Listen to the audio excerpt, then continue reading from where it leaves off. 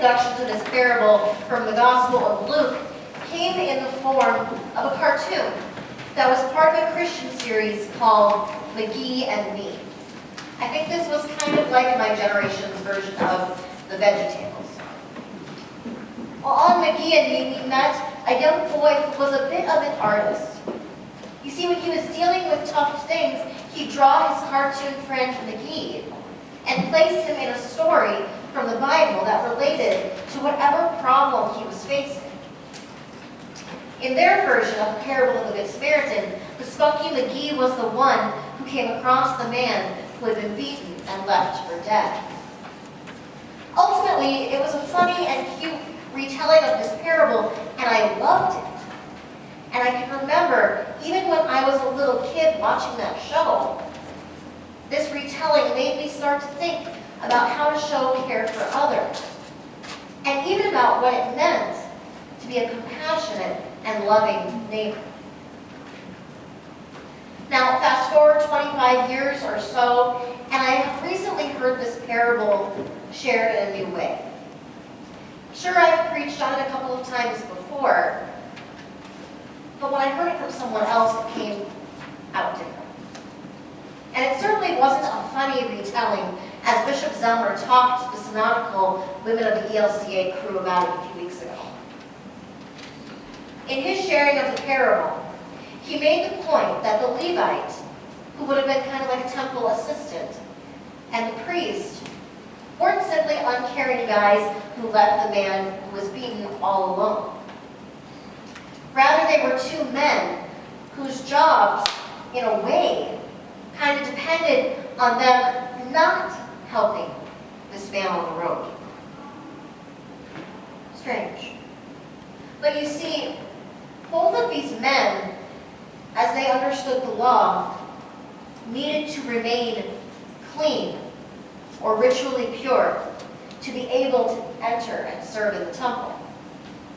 If they had touched this man's blood, if he died while they helped him, they wouldn't be able to enter the temple for weeks or months, not until they would be clean again. Now, this wasn't the bishop letting these guys off the hook, but it did offer a different perspective from where we could view this parable. Really, we can't know what the priest and Levite were thinking. All we know is that two people that we might think would automatically help out someone in need didn't do that. And for reasons that might have made sense to them. But then we have this Samaritan man coming along the road to Jerusalem, or from Jerusalem to Jericho. Now, he was also someone who could have easily kept on walking, simply because Samaritans and Jews were basically enemies. Their differences had pulled their people apart centuries before. Yet, he stepped in and helped. He crossed a barrier, and a child of God was made well. He was the neighbor because he showed mercy. I don't know about all of you, but all of that kind of hit me like a ton of bricks. It made me wonder to myself, how many times have I been in situations as a pastor where someone has needed help and I felt like my hands were tied because of limitations I or we have for resources. I even think about times when something that I needed to do seemingly became more important than really listening in a quick and caring conversation, leading me to maybe be cranky that my day was interrupted for a little while. I don't like any of that. Not one bit. So today I think this parable is something to wake me up as to what it means to be a neighbor to one another of God's children too. It's for all of us. We have a lot going on in our world and our country and our communities that can put us in similar situations too. We might see a news story about people who are in need and quickly turn the channel because we don't agree with how they are or are not receiving aid. Or we might pass by someone on the side of the road who's got a flat tire because we're too busy to help them out. Or even thinking, maybe it's not safe to help out a stranger like that. And in some cases, we might even think certain people are more deserving than others of our compassion, care, and mercy. But, like our brother in Christ, Rolf Hope, said time and time again in his own way in our men's Bible study, sometimes it doesn't matter what you're doing, how busy you are, or what the risk might be. If you see a person in need of help, you help them. For Jesus is with that person through the ways you are showing care for them too. Am I saying we should just forget about being safe unnecessarily? No. But perhaps Jesus is saying this to us. Sometimes our life circumstances might make it seem as though we aren't able to be that good Samaritan.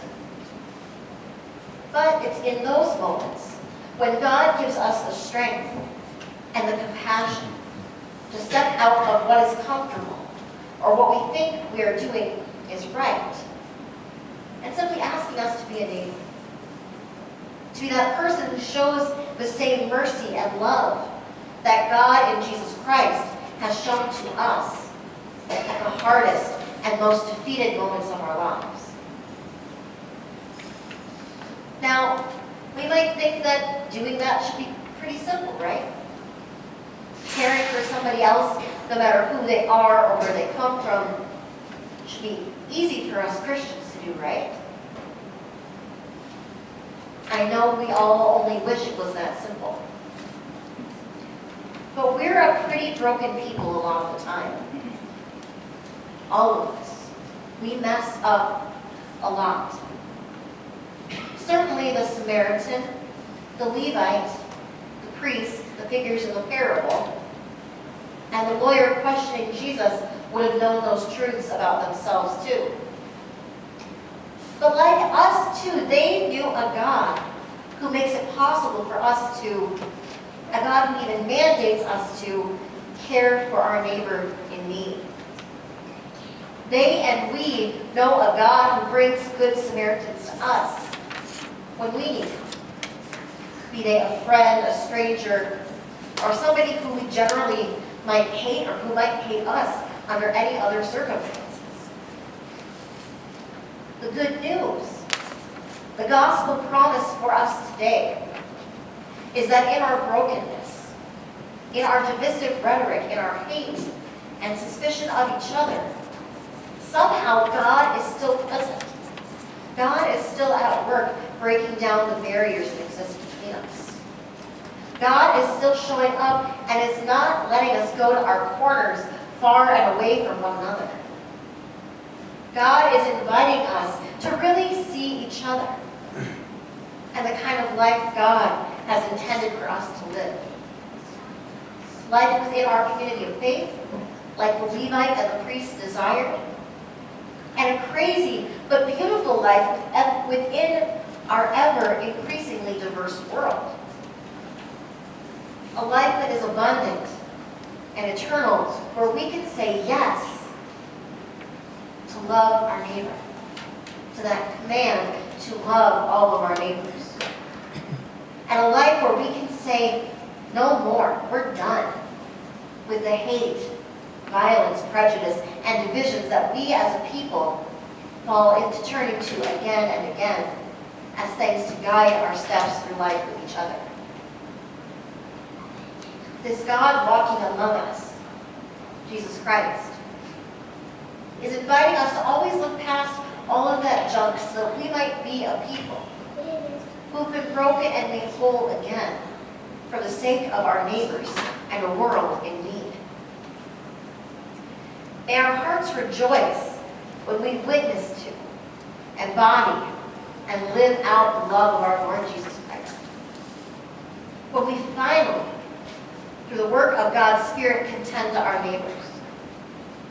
May our hearts rejoice when we are able to see everyone and turn to them with mercy and compassion, rather than sidestepping them lest we turn our focus away from the things we think we should be doing instead. You see, our lives are not a cartoon like McGee and Me. They aren't a parable. We live this parable in so many ways every day of our lives. We witness pain and suffering in a harsh world, and we often turn away from it. Instead, may the love and grace of God drive us to have compassion for our neighbors always, going, doing, loving, and serving likewise with the healing balms and compassion of a Samaritan. May we keep our eyes ever watchful too, both for the neighbor in need on the side of the road and for the good Samaritan, that unexpected person who, when we're in need, might just be willing to give us a hand when no one else on the road will. Amen.